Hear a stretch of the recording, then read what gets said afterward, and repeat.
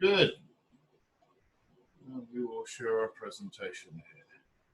Well, good morning, everyone. Hopefully you can all hear me and all see me. Give me a thumbs up if you can, since I've managed to mute you all.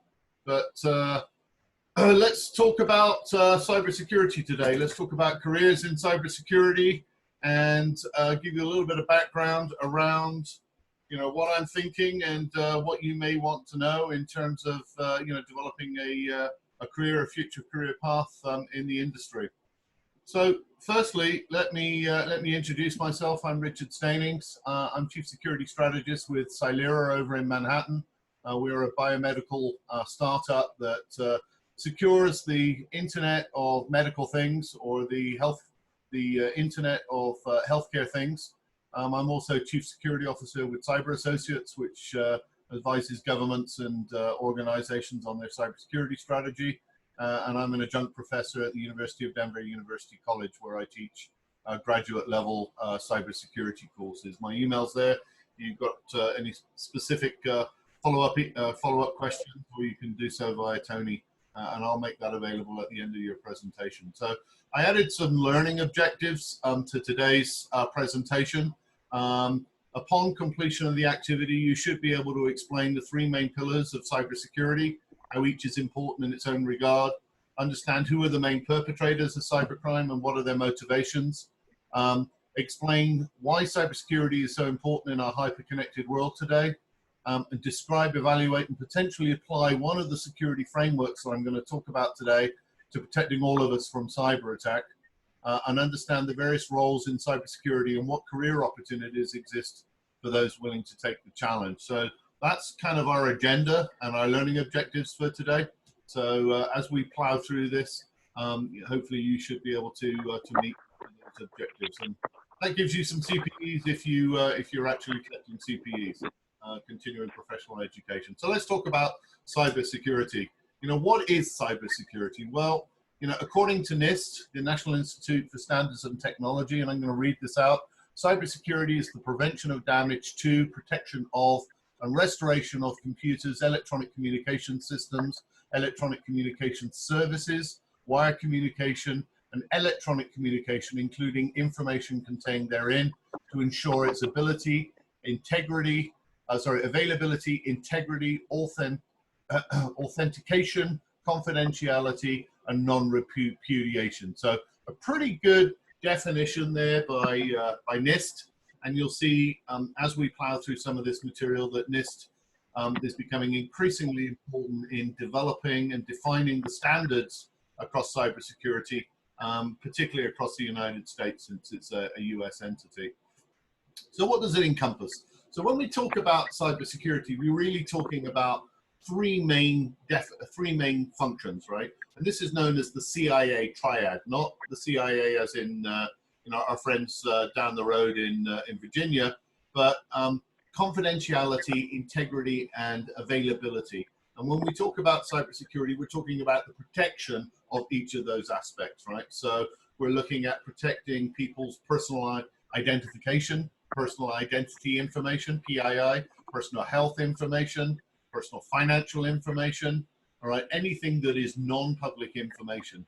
We're also looking to make sure that the integrity, the validity of that data stays the same. So for example, I don't want someone going in to my medical record and changing my blood type the day before I'm going to have an operation, because that could easily result in my death, right? If my allergies are removed or my blood type is changed, then and I receive a transfusion or medication, then that could be catastrophic for my health and welfare. And then we're talking about the availability, making sure that data is available, making sure that systems are available.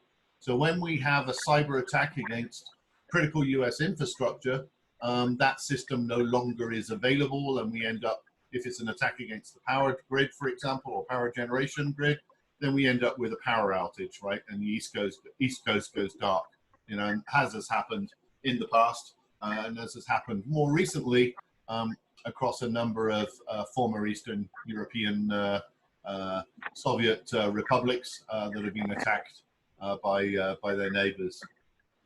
So this is the CIA triad, and it underpins everything in cybersecurity. So why is cybersecurity so important? Well, I put a definition up there, but I'm not going to read it. You can read it through as we go through this. But essentially, today, in today's environment, we have a large, highly interconnected system of technologies, right? We live in a digital interconnected world.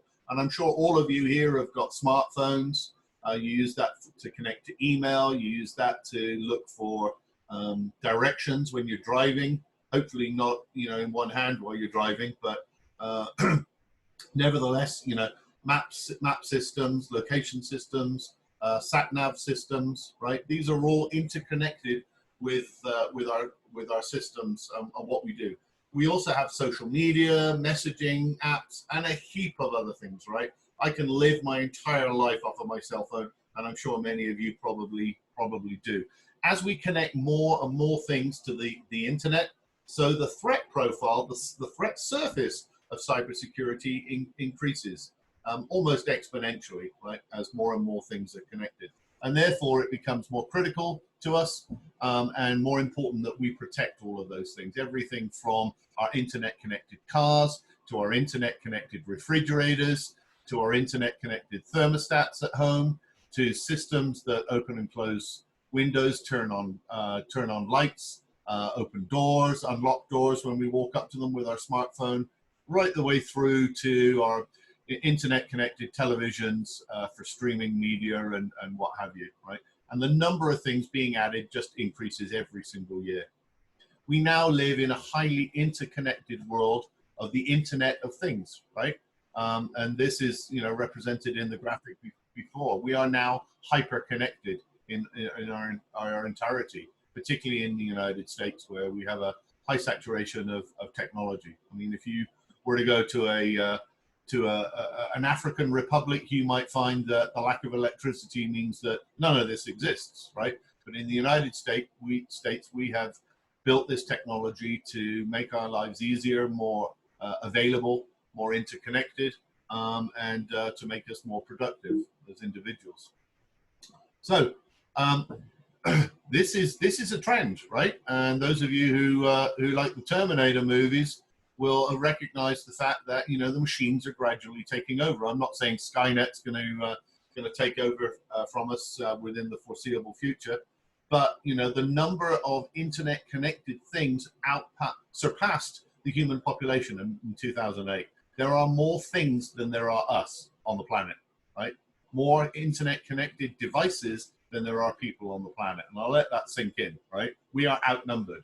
By the end of the year, there'll be in excess of 30 billion smart devices, according to Cisco, and 50 billion smart devices probably by 2030 at this rate.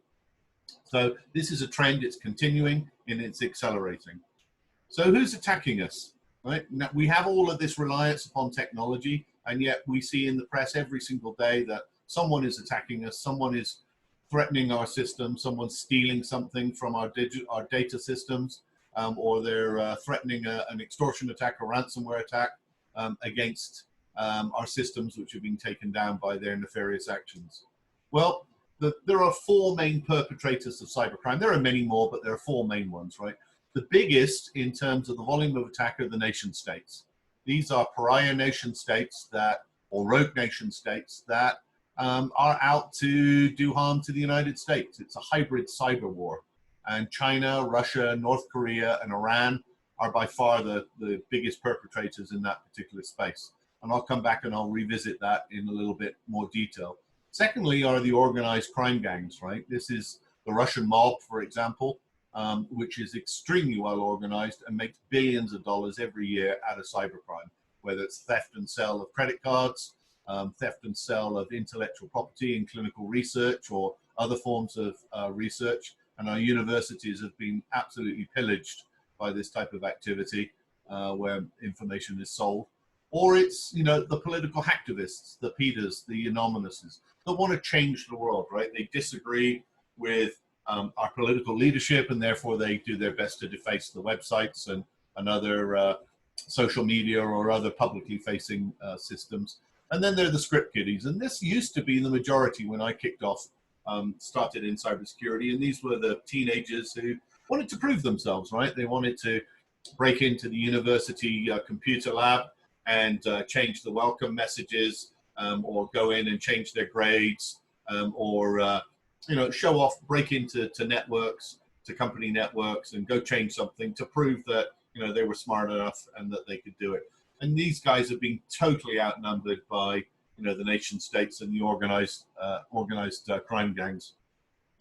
So those of us that work in the cybersecurity space, and I didn't tell you exactly what I do, but I've been a chief information security officer, and I've protected some of the world's largest institutions in finance and healthcare. But people like myself are outnumbered 5 to 1 by cyber criminals, right? So we're fighting an uphill battle using all of the technology and all of the capability and all of the mental stamina that we can render to protecting organizations against cyber attack. We are outnumbered 5 to 1, and that ratio appears to be declining, every single year, pretty much. So, what is it that motivates attackers? Well, organized crime is all about money, right? They can, these organizations are run as businesses.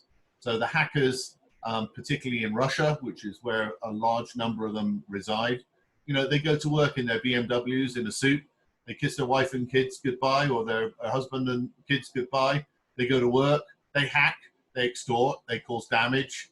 Then at 5 o'clock they come home again, right? This is their job, and they're paid large amounts of money for doing this, right? These cyber gangs are organized into specialties so that certain groups of individuals will focus upon the development of exploits so they can attack a network.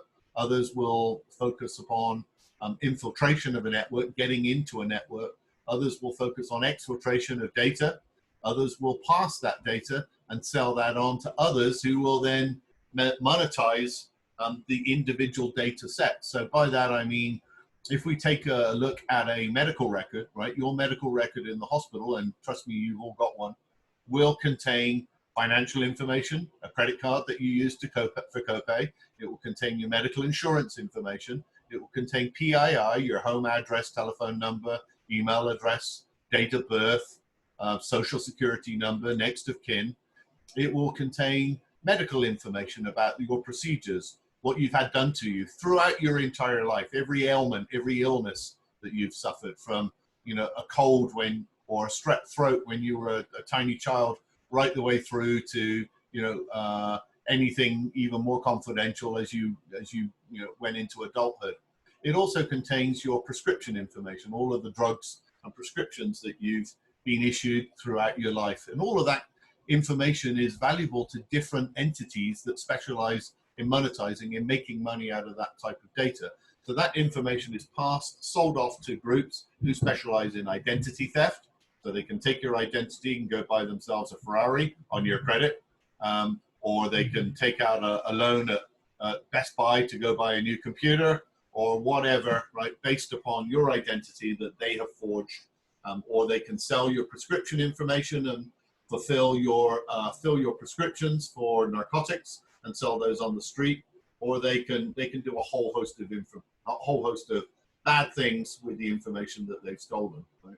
And this is how organized crime makes money in this particular space. They no longer need to run into a bank with a gun and hold up the cashier and ask for cash. That's kind of 19th century, 20th century tactics for stealing money. Now they just break into stores, steal all the credit card numbers from the EPOS or FPOS systems, and will monetize those credit cards through selling them, and organizations will make fake credit cards and then go spend money on your credit card number, and then you receive the bill at the end of the month and say, hang on, I wasn't in Cupertino, I didn't buy a BMW on my credit card, this isn't me, and you pull up your credit card and they issue you a new one. Right? Meanwhile, the bank's out the cost of a BMW or whatever was purchased on your credit card. Some of these organized crime gangs act as proxies for government, particularly in Russia, right? And this is what the Russian government, what Putin and his allies used for plausible deniability. They can claim that they weren't involved in an attack on the Ukraine because it was someone else that may have been located in Russia that executed that attack. That gives them plausible deniability, and it can be traced back to them very easily. We've got WISE now, the FBI, in particular the NSA, got WISE, and we know that these proxies work for who they work for in the Russian government, and can therefore tie it back to those individuals. A lot of these crime gangs they're highly motivated. They're highly ruthless criminals, and they have no scruples, no ethics, no morals about what damage they inflict, how many people they kill, what pain they cause as a result of their activities. They're purely in it for the money, and they don't give a damn, right? You know, some of these gangs are even listed on the Russian stock exchange. One in particular, the Russian Business Network, and you can look this up, the Russian Business Network. It came out of the KGB, the Russian Secret Service, and they are listed on the Russian stock exchange. And this is a group that does nothing than host spam mail servers, pedo porn, malicious websites, and executes massive levels of cyber attack against everyone outside of Russia. There is an unwritten law that says if you hack anyone in Russia, we will come down and hammer you, the Russian security forces. So they stay well clear of anyone using a computer with a Russian character set. So if you don't want to get hacked and you're running Windows, switch the character set to Russian and you'll be pretty safe because no one's going to touch you. If you're running English or Spanish or another language on there, then you're fair game for these Russian-backed cyber criminals. Their latest trend is in doing or executing what we call CEO fraud, which is where they send messages to people in accounting in a company saying, hey, we forgot to pay this bill. Can you wire X amount of money, normally $200,000-$300,000, to this bank account number in the Cayman Islands, right? And they're purporting to be the CEO, hence the name CEO fraud, and they have managed to take billions of dollars from companies that have been duped by what appear to be legitimate messages, legitimate phone calls, even in some cases, to transfer money. And unless you let the FBI know straight away within 48 hours, that money is gone. It's muled out of that particular bank, or it's transferred 5 or 6 times or more to other banks around the world, and it's untraceable at that point. So CEO fraud is now being, is now using artificial intelligence to emulate the exact way that the CEO speaks, so that it can be executed via phone call, right? Emails are often validated and verified. Nowadays, we have artificial intelligence that will make a phone call, and it will appear to be directly from the CEO, using the same voice patterns, the same speech patterns, the same tone, and same inclination in order to fool people into wiring money. We are also now beginning to get to what we call deepfakes, which are video emulation, right? Where videos appear to be legitimate, but in actuality, it's artificial intelligence being manipulated in order to fool us into thinking that someone is who they aren't, right? And we've all seen some of these things on TV or on the internet, of where someone appears to be the president, right, saying something. So we're now in the situation where we don't know for sure that what we read, what we hear, and what we see is real, right? So we need extra levels of diligence in order to protect us from these types of cyber attacks. And AI is growing in its implementation. There are more and more individuals who are using AI, or more groups now that are using AI in order to execute their cyber attacks. So let's talk about nation states. What is it that motivates nation states? Well, in the case of, remember I said there are 4 main perpetrators, China, Russia, Iran, and North Korea. In the case of Russia, it's about military, political, economic control, exerting their agenda, seeding doubt amongst democratic systems like the United States, undermining the pillars of society, like confidence in our electoral systems. So, for example, the 2016 presidential election in the United States was widely reported to have been influenced heavily, directly or indirectly, by the Russian GRU, their military intelligence, right? And they executed social media attacks in order to influence dumb Americans into believing that, you know, they were legitimate people with legitimate gripes, and made up stories about Hillary Clinton, or made up stories about Donald Trump, for that matter, as the two candidates in the 2016 election. They are already at it for the 2020 election, and the FBI has taken down many fake accounts, and has taken down many or thwarted many attacks against the voting systems, the voting machines that are used to count votes in the election. This is a particular trait of the Russians, because they want to undermine our cohesiveness, to push back against them and their particular agenda in Eastern Europe or wherever else they may be executing. As I said, it's a disinformation campaign, and it's often, you know, a 21st century version of spycraft. Tony and maybe Mike are old enough to remember some of the Russian mistress cases, the Profumo affair, for example, where Russian spies were involved in, you know, in relationships with significant, you know, elected officials around the world, in order to gain secrets, right? While they were with their boyfriends. This is just a modern day version of the same spycraft, to steal information, to subliminally manipulate the masses into believing something that may not be true, right? It's been evolving since the Cold War. It's just the modern day version thereof. But some of these attacks are, you know, significant. They're cyber attacks against critical infrastructure, and the Russian GRU has been attributed with blowing up a number of different things. One was the Baku-Tbilisi-Cayenne pipeline that runs from Azerbaijan through Turkey, and gave Azerbaijan oil independence. Essentially, they could sell their oil to Europe without having to go through Russia. Which meant that politically they could loosen the ties with their former Soviet masters in Russia, and Russia didn't like that. Russia didn't like the encroachment of the European Union, of European democracies, on what it regarded as its turf, and it blew up this pipeline. It's blown up other pipelines, and it did so by attacking, cyber attacking, the control valves, the pressure release valves in the pipeline, to the extent that the pressure built up too much and the pipeline exploded. The Russians have also taken out much of the Ukrainian power grid on a number of occasions, right? They've tried to overload power generation stations. They've flipped switches on power distribution and shut off entire cities. And this is all in an attempt to bully, to subvert the Ukrainian people's wishes to become part of the European Union, and to ensure that, you know, they maintain their focus upon Russia, and maintain Russia's influence in that particular area.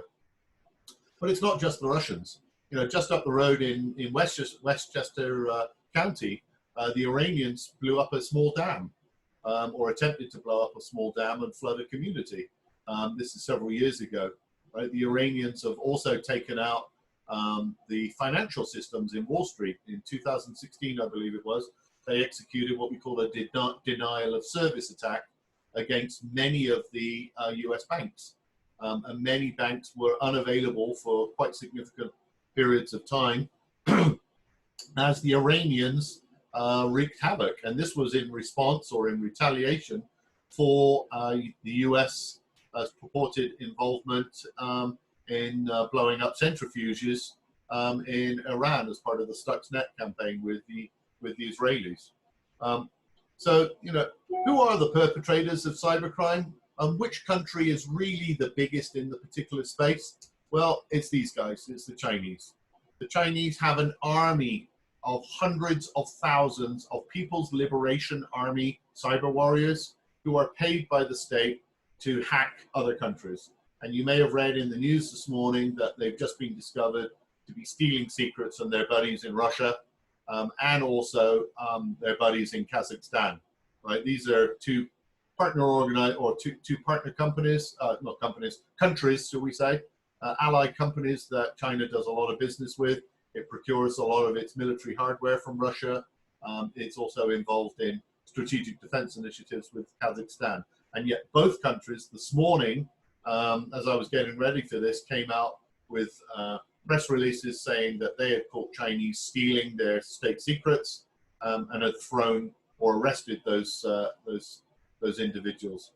Now, the Chinese People's Liberation Army has different groups located around the world, around China in particular, and they focus on different areas. One of their biggest focus areas is not just on the theft of defense secrets, of weapon systems and what have you, although they've stolen the stealth fighter, the stealth bomber, and a lot of our F-35 plans for their own aircraft industry. They've stolen a lot of our naval plans for their own naval industry, but they're stealing commercial trade secrets. And this is companies down the road from you that may be doing something nothing defense related, but they're stealing it so that their industries, and everything in China is state owned, even if it doesn't appear to be on the surface, so that their state industries can be the top in the world, and that they can surpass the United States in terms of their GDP output and their political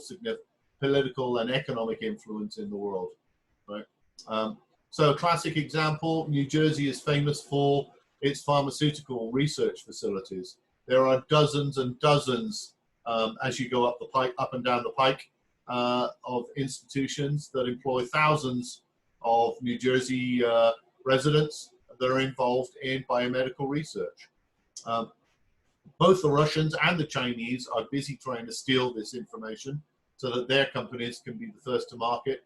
But by far the biggest and most significant of those are the Chinese. They have been accused right the way back into February of attacking research facilities. One particular one in the former Czech Republic in Brno University appears to have been both the Chinese and the Russians in there fighting each other to see who could steal what and who could hold what systems to ransom. And we have evidence of both Chinese and Russian fingerprints on that particular attack. But this is putting Americans out of work when the research is stolen and taken back to China to give China a competitive edge. And so why is cybersecurity so important? Well, as I said earlier, we live in a highly interconnected world, right? It's now possible to hack your car while you're driving it down the pike, right? Or while you're driving it home. And this is resulting in accidents, right? Brakes are turned on, or steering wheels are locked up. Brake systems fail to work. It's very easy to hack a car and to hack your sat nav and to send you the wrong way down a one-way street and cause you to have an accident or death, right? By disabling brakes, by disabling power steering, by disabling a lot of other computer-controlled factions, this has turned cyber attacks into kinetic attacks, right? To causing physical harm from a cyber activity. And if we look at other industries, this is even more scary, right? If you go to, I don't know if any of you have been to hospital recently, but the number of medical devices in a hospital today is astounding. 5 years ago, 10 years ago, you would have a couple of systems next to the bed you were lying in a hospital. Now you have, in some cases, 25 different devices that are monitoring your blood pressure.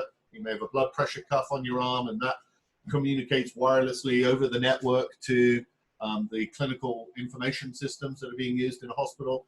You may have, an oxygen meter, an O2 sat meter on your finger. That is, and I'm not giving you the finger here, I'm just pointing to the fact that where it goes. But you may have an O2 sat meter that reports information. You may have a nurse call system.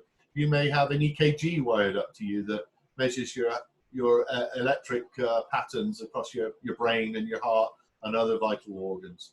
And all of these devices are connected. They're either plugged into the Ethernet or they're communicating wirelessly over the hospital network, sending information to the EMR. These are all devices that are being used to keep you alive. Many of these devices could kill you, right? I'm not joking, right? You no longer need a license to kill and a Walter PPK in order to assassinate someone.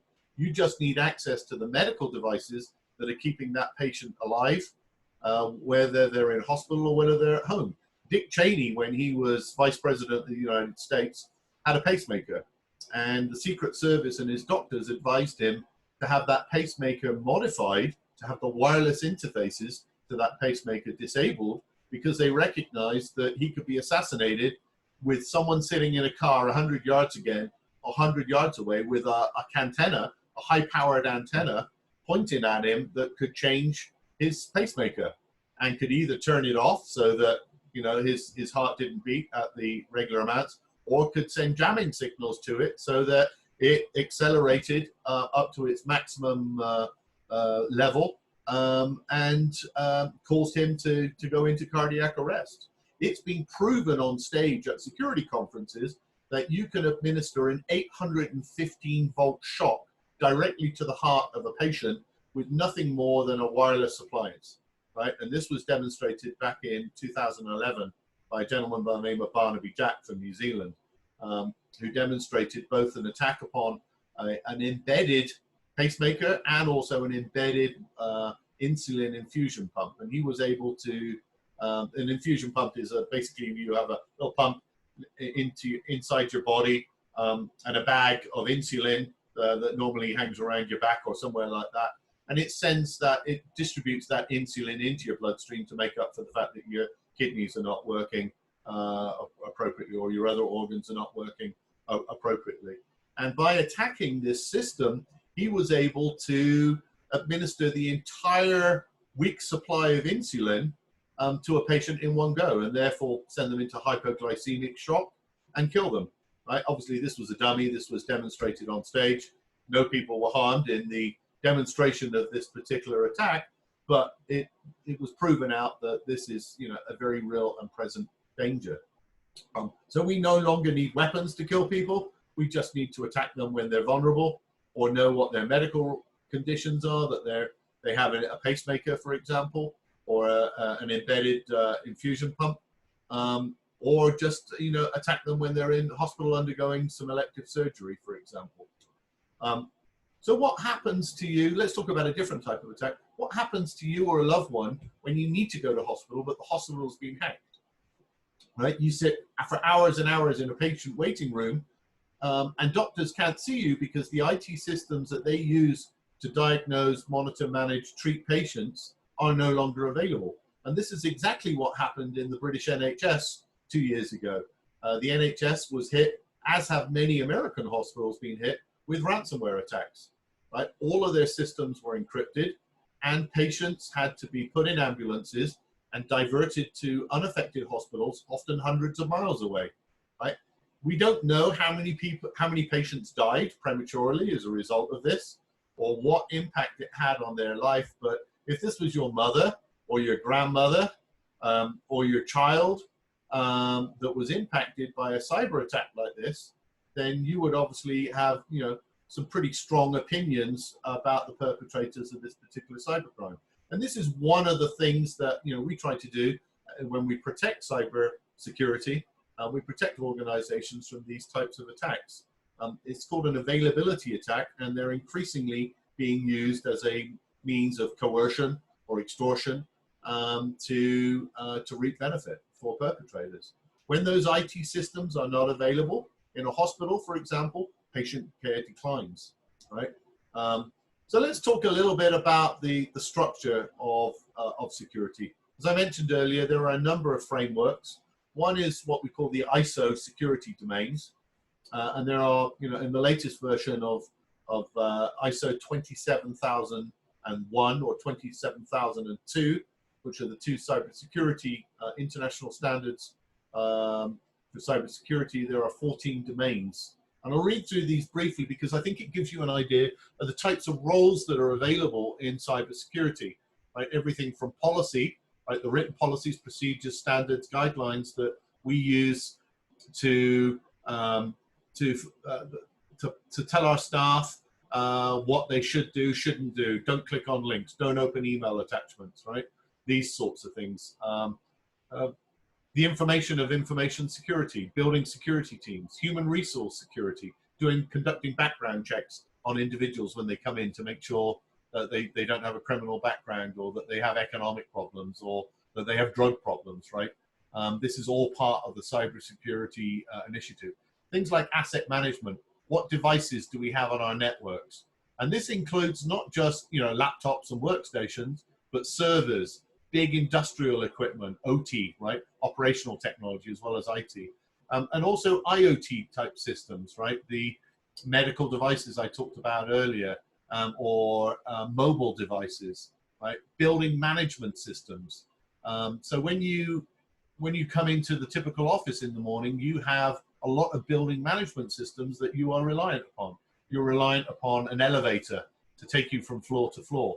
You're reliant upon HVAC to keep to heat the building or to cool the building.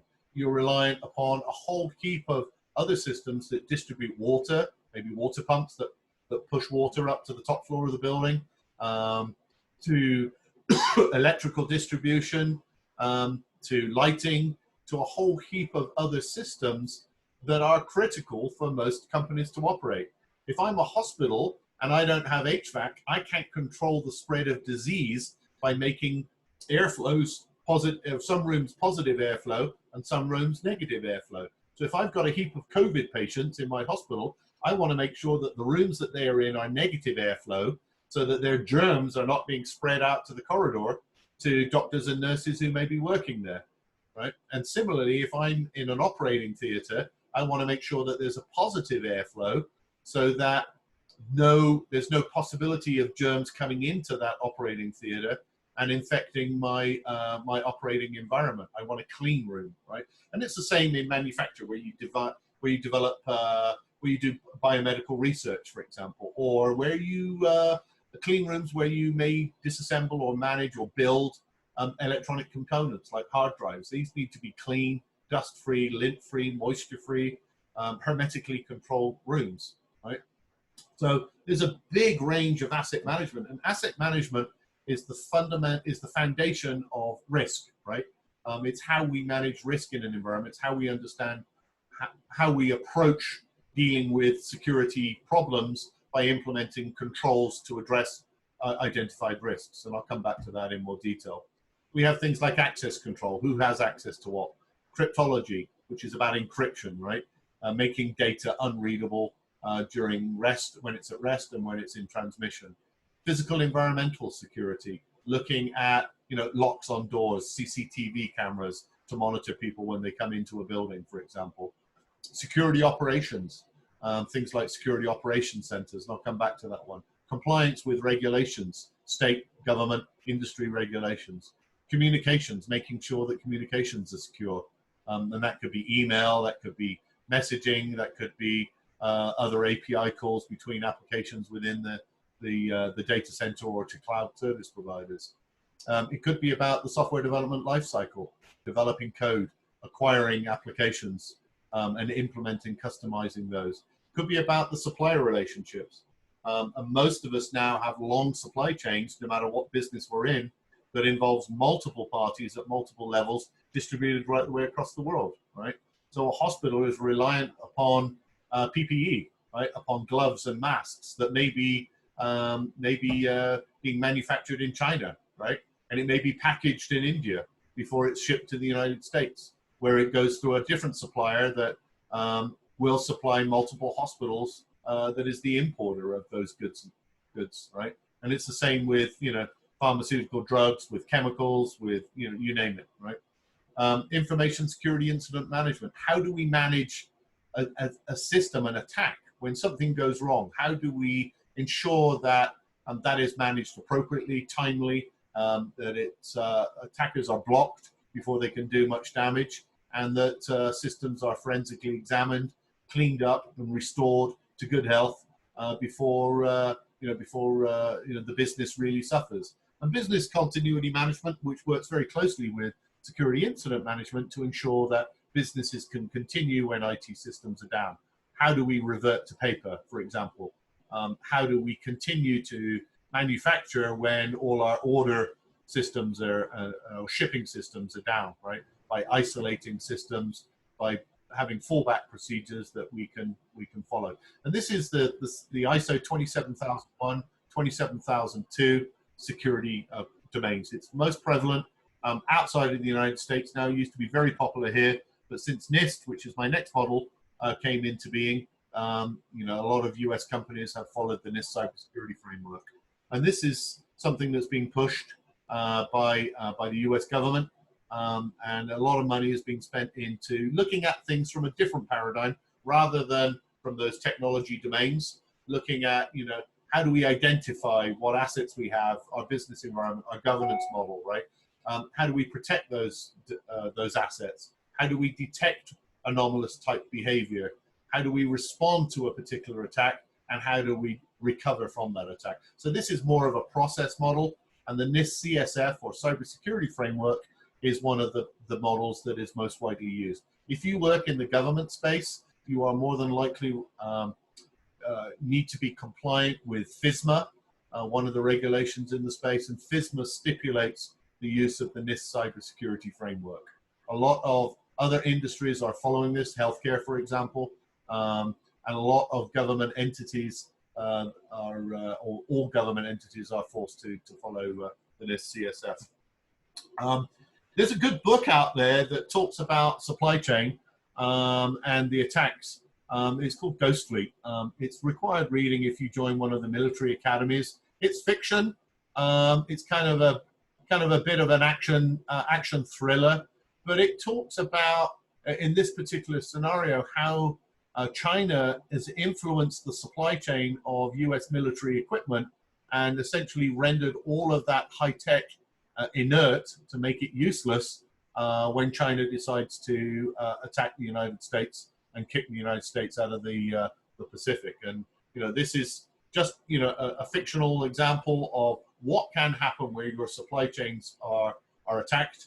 And if you want a good read, I read it in a night, I think, but it's a good read, and I think it explains some of the future threats that the United States may face as we as we look to the future.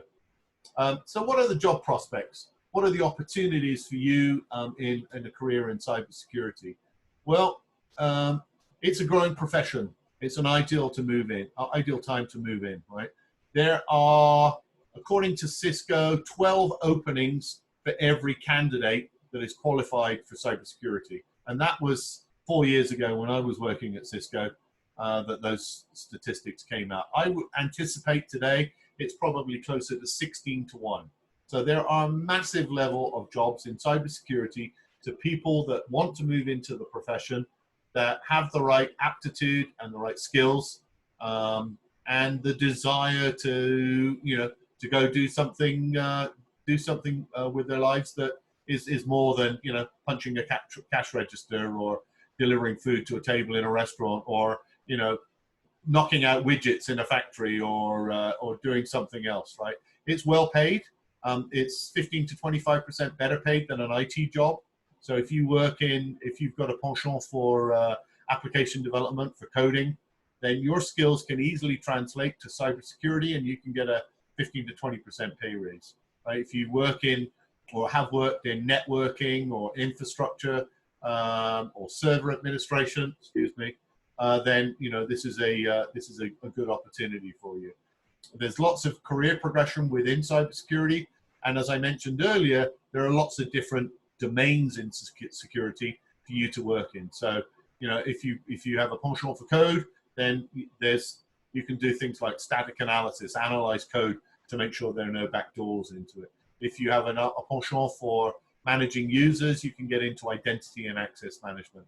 If you like to sit on the edge of your seat, you can work in a security operations center, the nerve center of an organization, and monitor what's going on, looking for potential indicators of compromise, or IOCs, as we say in the space, right? And then thwart an attack, kick the Russians off the network, kick the Chinese off the network, right? Or perpetrators, right? You can move across different domains as you move, right? And it's a noble profession, right? This is something that you can go home at night and say, wow, I accomplished something here, right? I achieved something. I kept the bad guys out of my company or out of my school, my university, my neighborhood, right? I stopped this particular attack. I stopped my friends and neighbors from scams, right? I stopped, you know, an endpoint attack from someone turning my home TV cameras into a botnet that was used to execute an attack against a bank or a school or a hospital, right? You're keeping the lights on. You're keeping the bad guys at bay. So careers in cybersecurity, there's lots of different careers here. It's a profession that you can get into at a very young age, or you can come into it at an older age, right?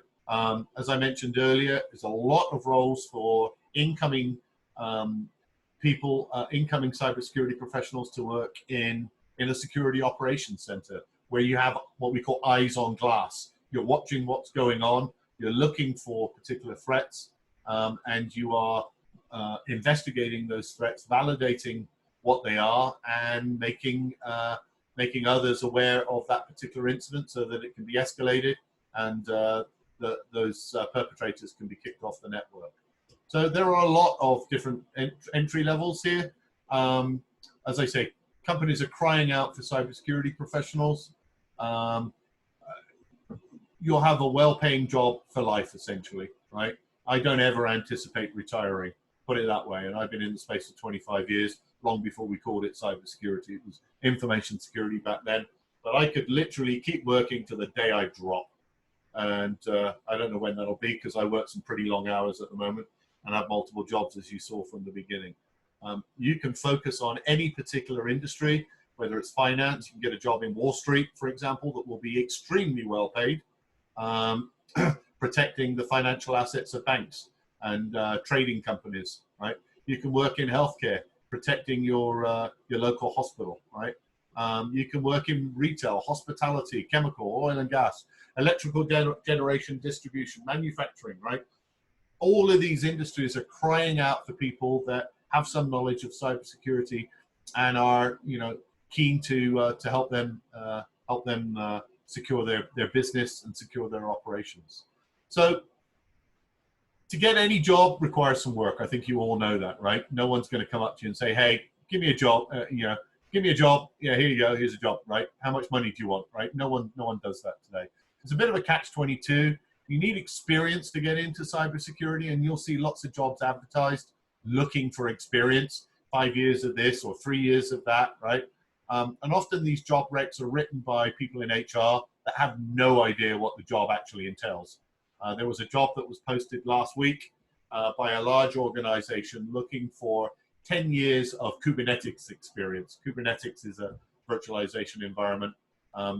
Kubernetes has only been out for 5 years, and yet they wanted 10 years of experience of this particular technology, right? So plainly, obviously, HR wrote the job description, person had no clue what was really, you know, about the job, and was just passing on a job rec, right? And they elaborated it, they built it all up. So if something says you need 5 years of experience, it doesn't mean you need 5 years of experience. It means they would like 5 years of experience.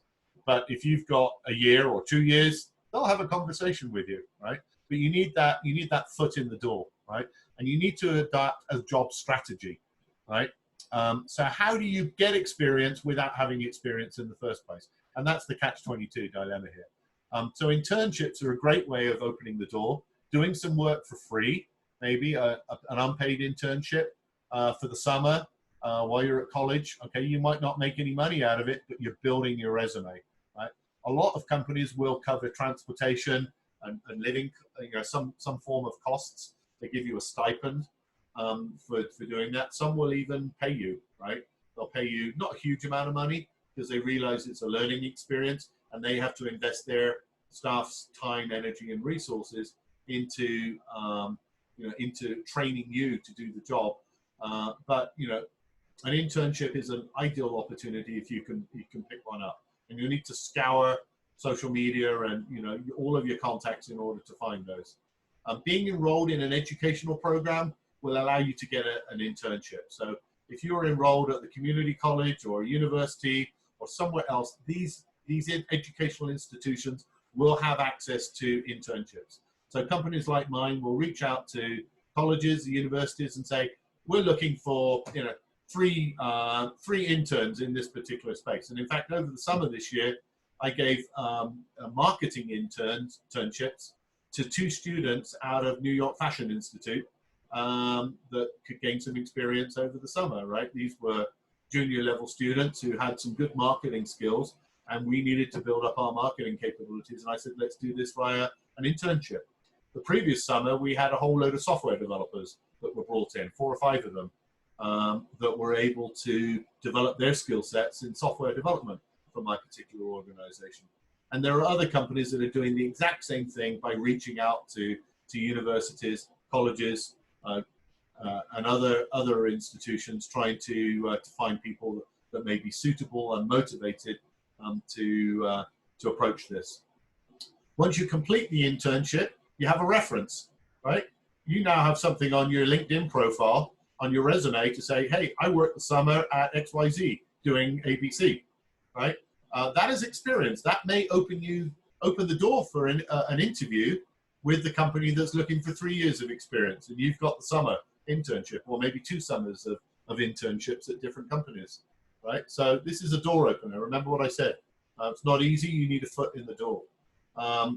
Forget about mailing out hundreds of copies of your printed resume. We don't even look at them. They go straight in the trash, right? We look at things like LinkedIn. We look at connections, recommendations from people. So for example, the software developers, some of these software developers were at Cornell University, and the founders of my company are all graduates of Cornell. So they got approached by one of their professors to say, hey, I've got some really smart guys looking for internships in software development. I think they'd be a good fit for you. And that professor was able to inch those people into my particular company, right? And it's the same in other organizations. If you have an up-to-date LinkedIn profile, this is the way to get a job today, right? It's all about getting your name out there, building it up, elaborate it a little bit, sell yourself by a LinkedIn profile, right? You have to market yourself today. No one else is going to do it for you. And as I say, it's all about networking. It's all about the people you know, the people that you've connected with, your professors, your trainers. Connect with them, right? They may have an opportunity or an opening at some point down the road, right? Join different types of groups as well. So ISA, ISACA, OWASP, right? These are all security groups that meet probably monthly, or at least they used to before COVID, and we'll talk about some aspect of cybersecurity. So, I attend OWASP meetings on a fairly regular basis, and that's the Open Web Application Security Project. And these deal with penetration attacks, right? PCI DSS, protecting the payment card industry data security standards, right? And they have a lot of good presentations there that are learning exercises that you can gain useful information from.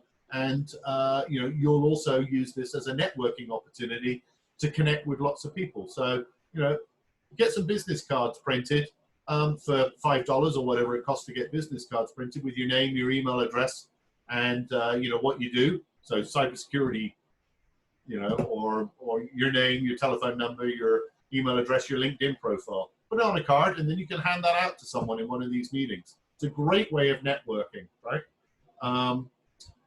You can join industry groups. So I'm in the healthcare space, so I joined HIMSS, right?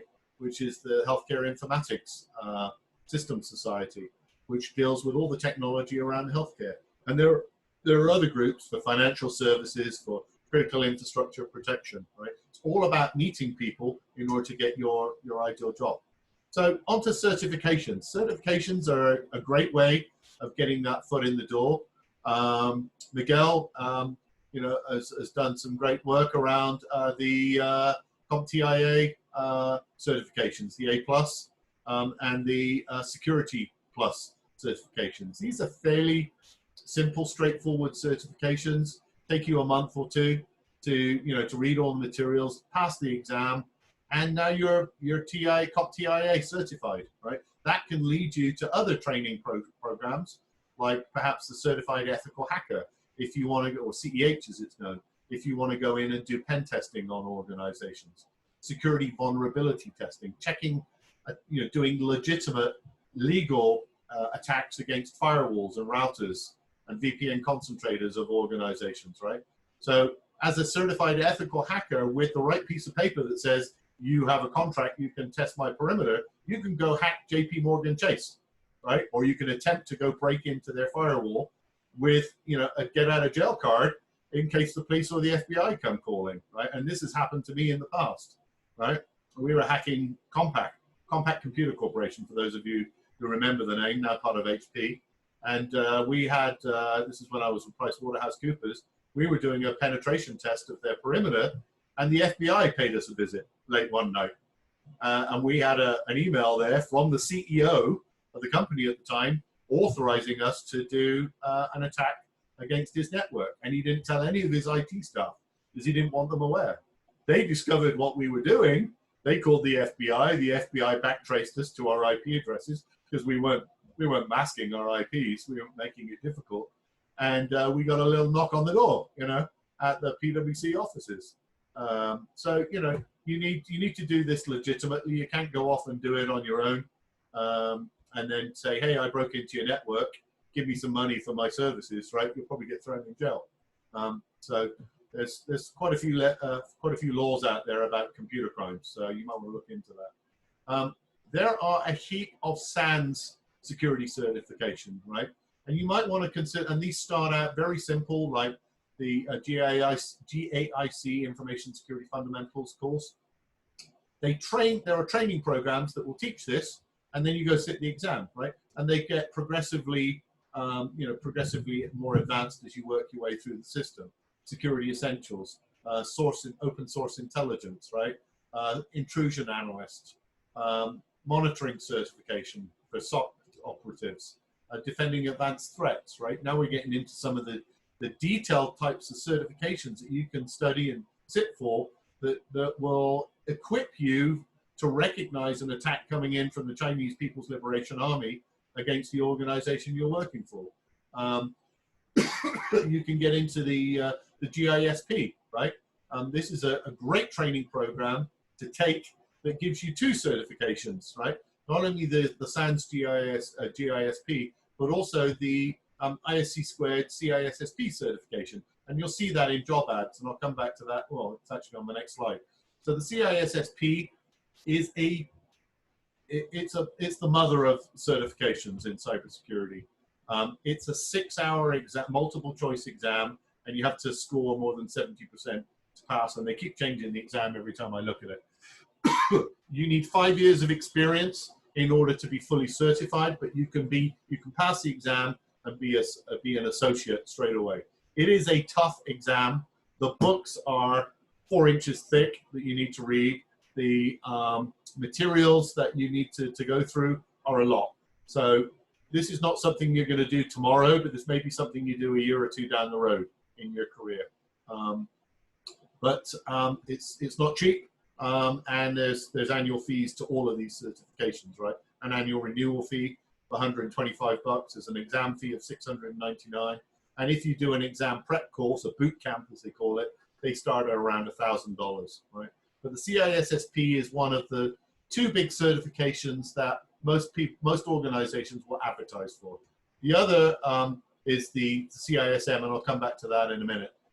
Another one you might want to look at is the CISA, the Certified Information Systems Auditor. And this is if you're conducting assessments, right? This is an ISACA qualification.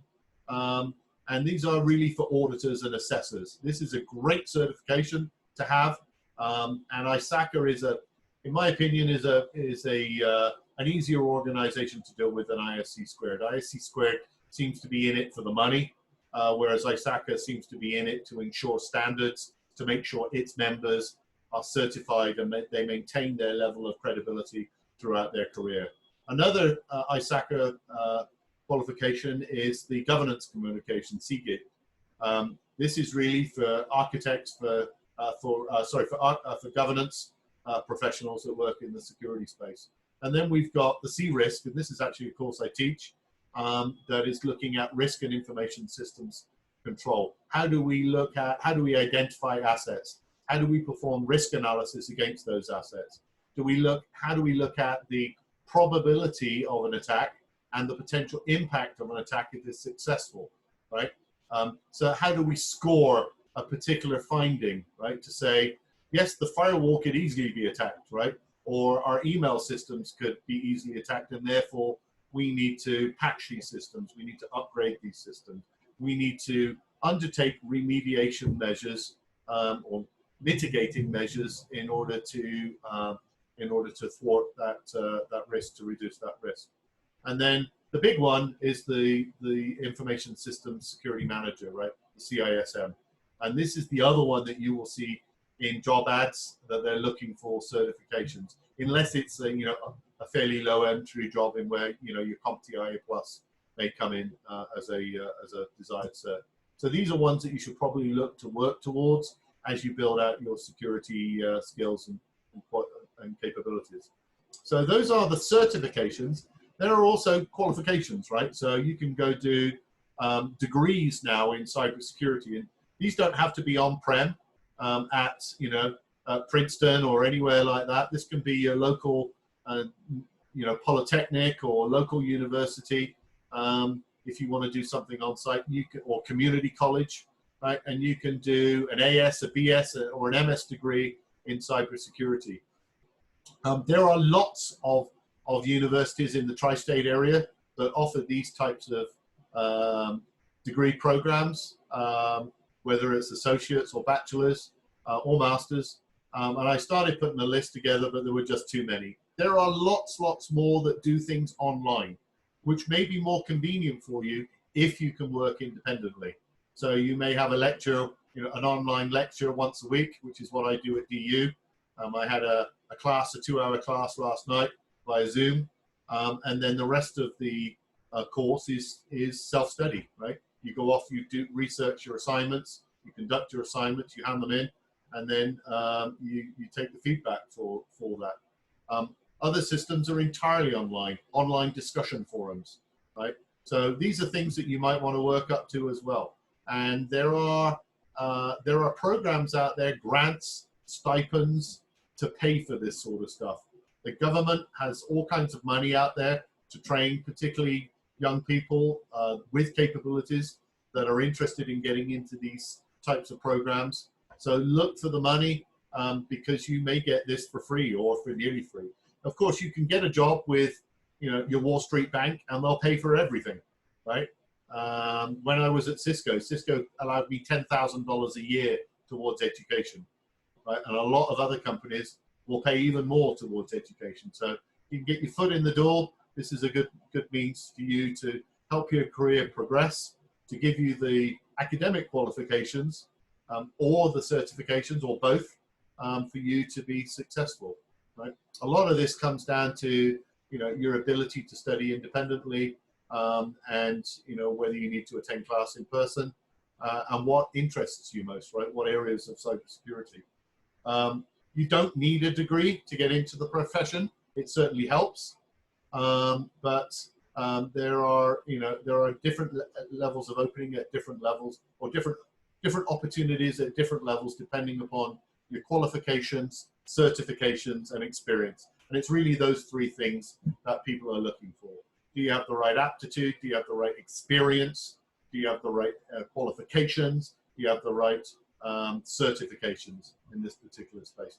But once you've got your foot in the door, you can build upon that and you can do your own thing. So important traits: tenacity. You need stickability, right? If you're sat at a terminal in a security operations center similar to this, you need to be able to keep your eyes on glass and look for threats. You can't get bored after 2 or 3 hours and go for a smoke break or a coffee break, unless it's an authorized break, because the company is reliant upon you looking into something. Most of us in this industry work long hours, not because we have to, but because we want to, right? Most of us are salaried in this space rather than paid by the hour. There's roles as white hackers, right? Doing the penetration testing I talked about earlier, or vulnerability testing. Cyber defenders, working in the SOC. Security administrators, managing users and assets. Engineers, architects, designing systems. And managers, managing teams, right? Above all, you need a passion. You need a desire to win. This is a job that most people that enter never leave, right? Because it's something that gets you up in the morning. You're like, yeah, I got to go do this today. I want to do this, right? I want to go build this particular system, or I want to test this particular system. So there are a lot of opportunities out there, and I'm sure that and I'm sure that all of you will find a. All right, you can all unmute yourself now. I muted you all earlier. So if you've got questions, I am happy to take them. I know we've run a little bit over on time, but if you're good, I'm good. So what can I tell you about a career in cybersecurity? Have I got you sat on the edge of your seat now?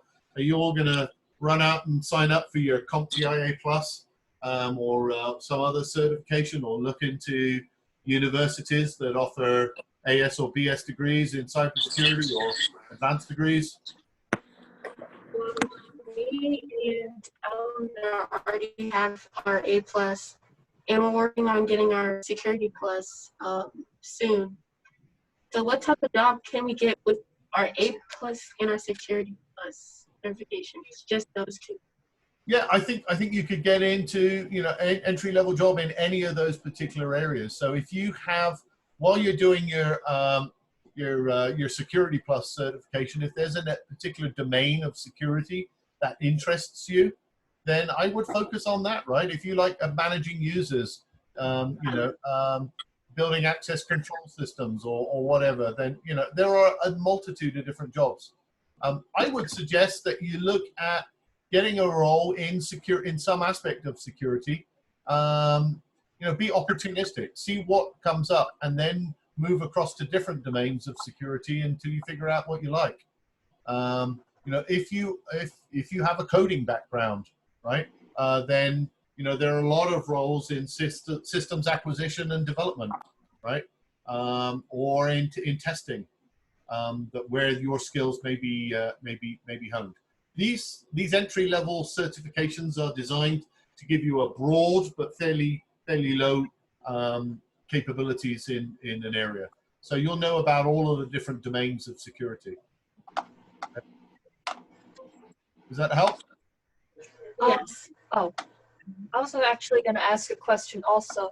I know that cybersecurity is always like a very big, very fast-growing field. So I wanted to ask. I saw you read a book earlier, but besides textbooks, or what kind of resources do you use to always keep up with this rapidly growing environment?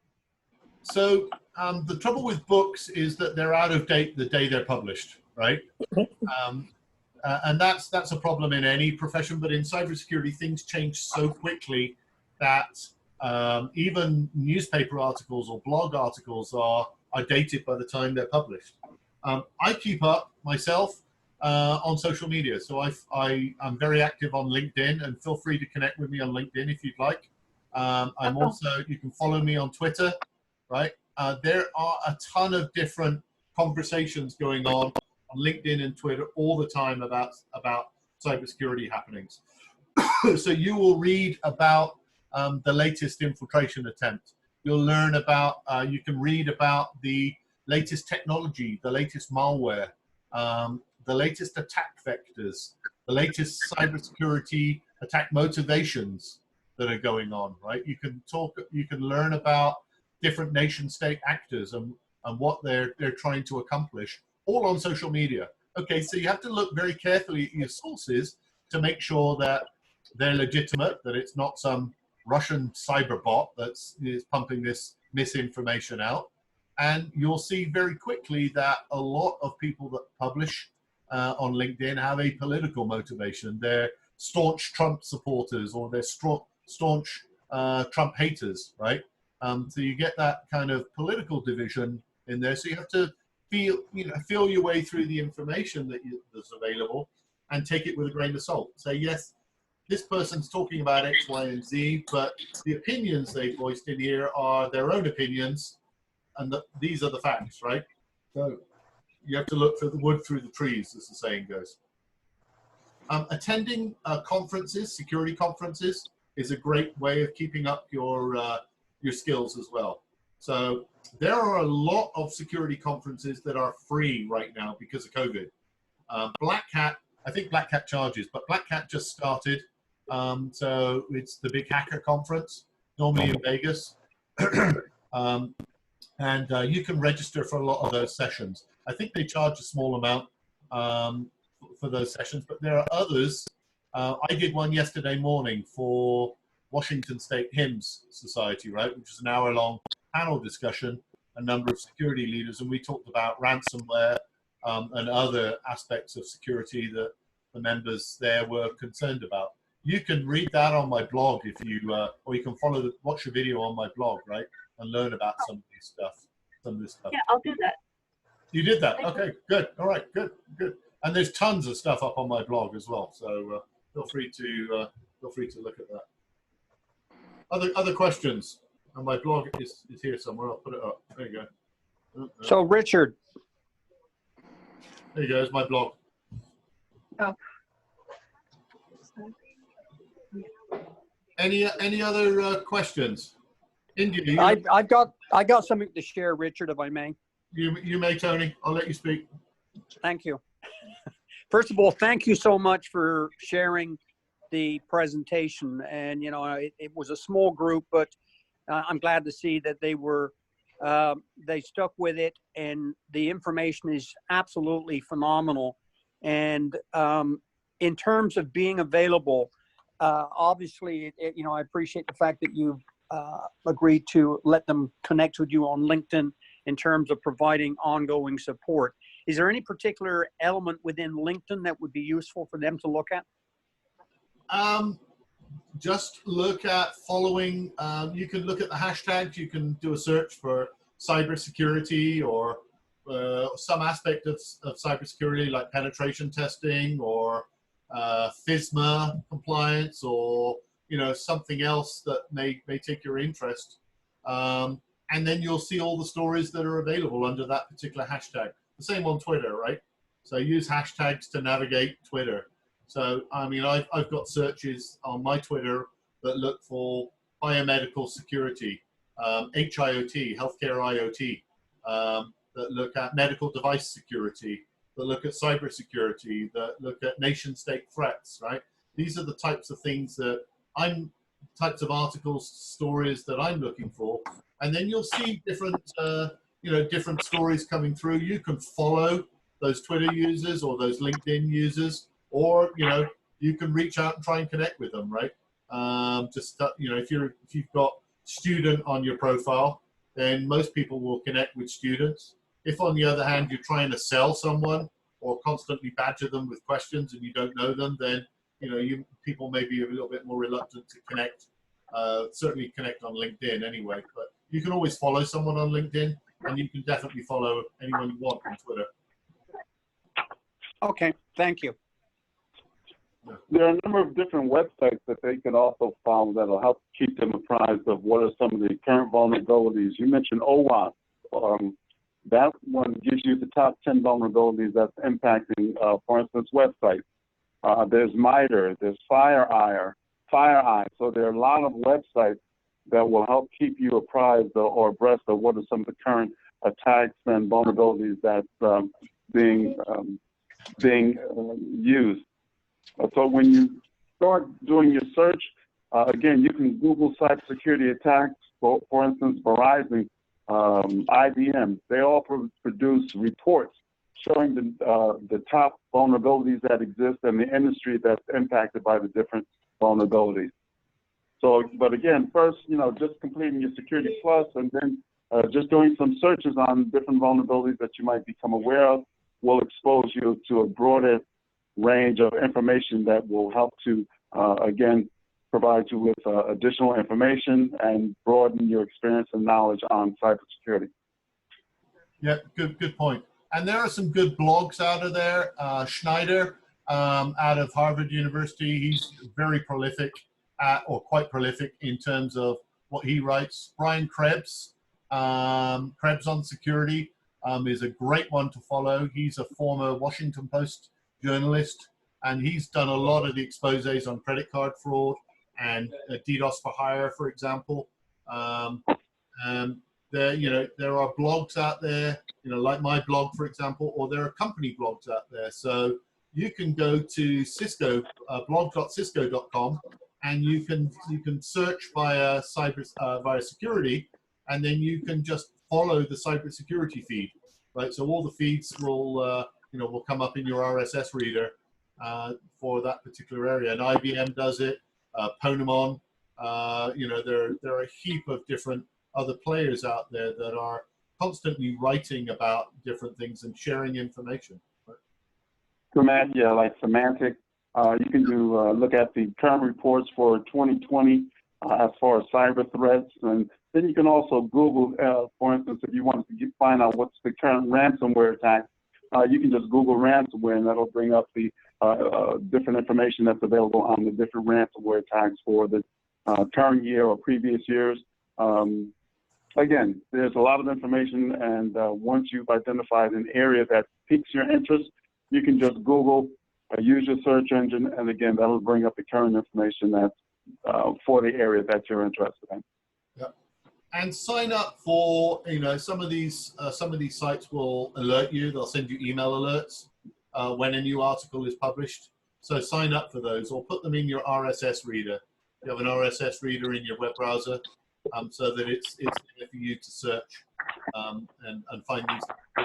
So tons of tons of information out there to keep you up to date, and tons of opportunity. So I've enjoyed my career in cybersecurity. I would advise you to look into, see whether cybersecurity might be a good career opportunity for you.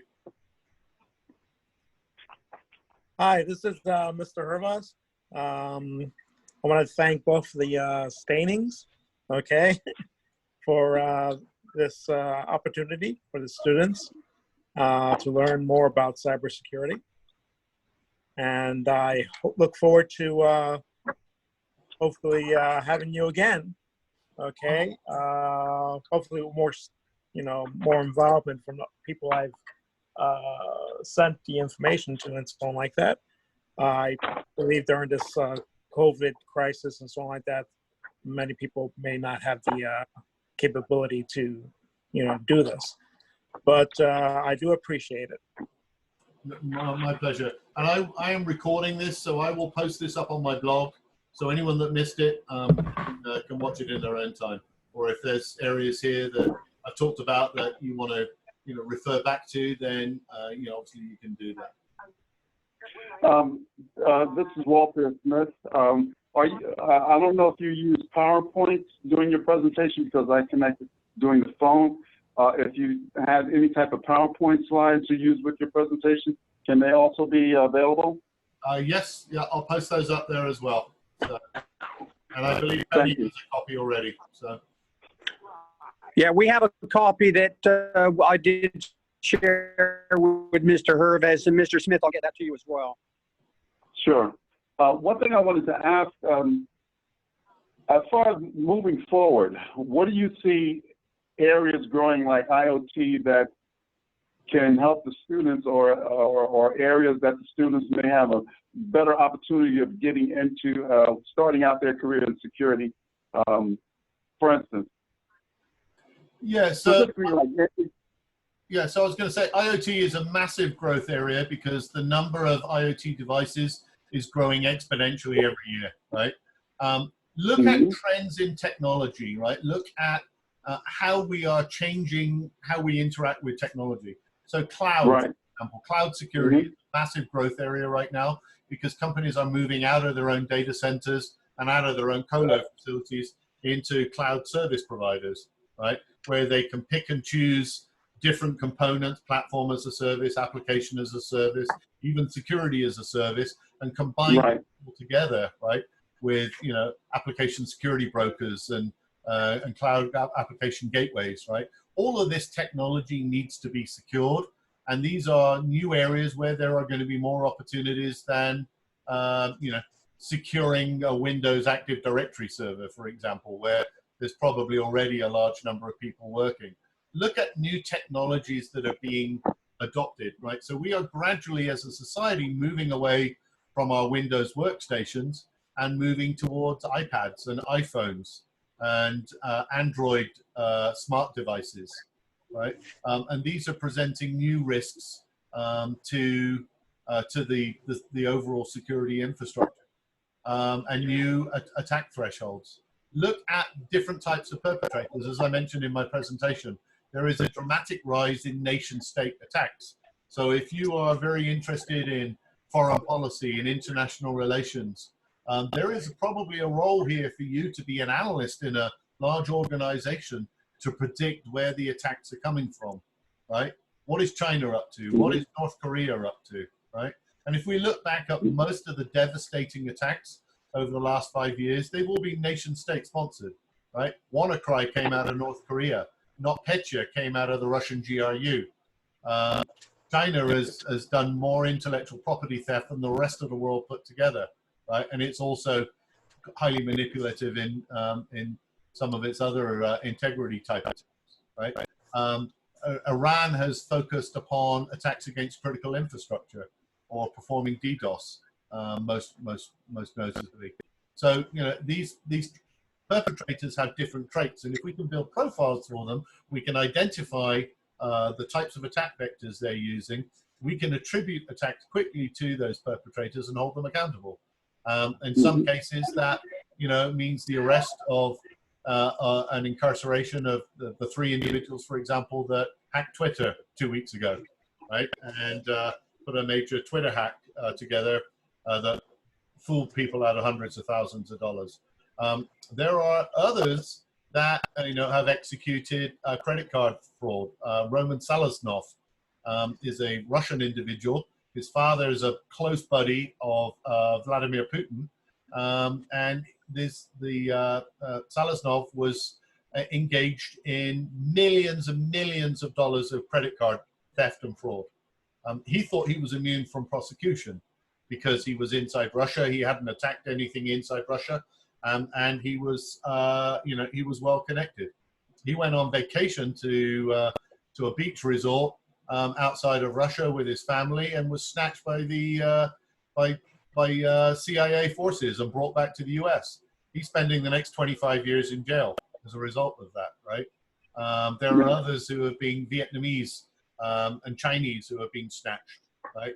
I was reading this morning about a couple of Chinese clinical researchers that had stolen vast amounts of medical research and had come back for a conference.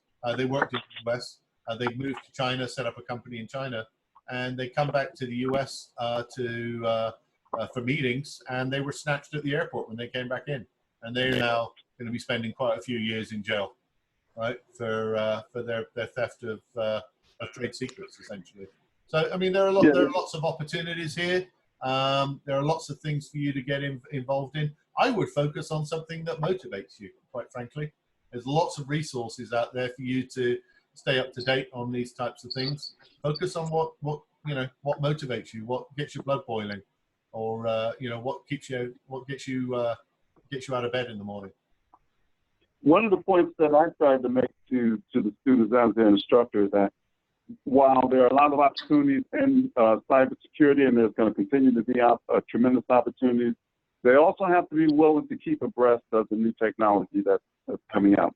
It's an area that's constantly changing, and your length or the time that you're in this field, you have to be able to grow, and you have to be willing to invest the time and energy that it takes to stay abreast of the technology and become familiar with the technology. And that's what will keep you, again, employed within security and any networking position. So again, you have to be aggressive, and you have to be willing to devote the time and energy in this field to stay abreast of technology, because it's constantly changing, and you need to be aware of that.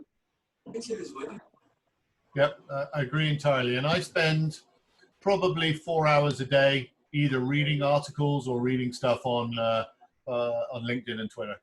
So I keep up to breast that way. And then I attend probably, I speak at about 25 different conferences a year, 25 to 30 conferences every year, and I attend equal or more than that number as well.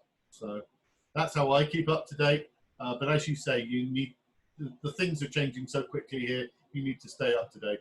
If you take a year off, or if you drop into a coma for 2 years, you know, you're totally out of date when you come back.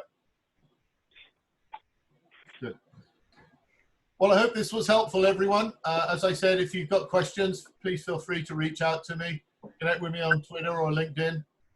Follow me if you like. And good luck in your career ambitions, all of you. Thank you. Thank you very much. Thank you. I appreciate your time. Okay, thank you. Thank you very much.